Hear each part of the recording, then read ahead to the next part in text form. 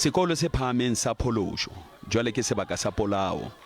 Ke mona moo ho utlwalang hore morutwana wa grade 8 o ile a hlaba e mong ka sekere le ho mmolaya. Dipaki tse boneng di re ha di utlwisise lebaka la ho futuhelwa ha Mkae. We still don't know what caused the stabbing. Ha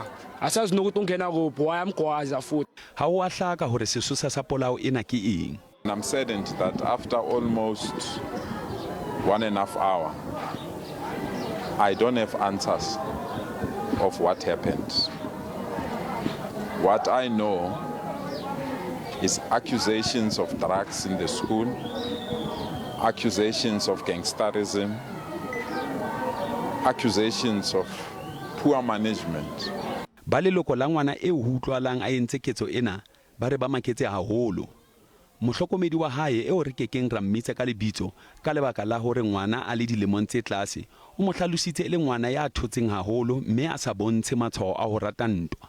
A se ngwana o ratang go bolela yena mara a se motho o ratang go bolela ke ngwana o ra hona le a bulela ka nako eo a ile ipapalla fela tse ngata tsona a ba lelapa lena ba re ha ba so buisane le mora wa bona ho tloha ka moraketsahalo ena. Leloko la Mkae le hlalosa ha le tla emela karabo ho tswa lefapheng la thuto la Gauteng. Our son was always in the house.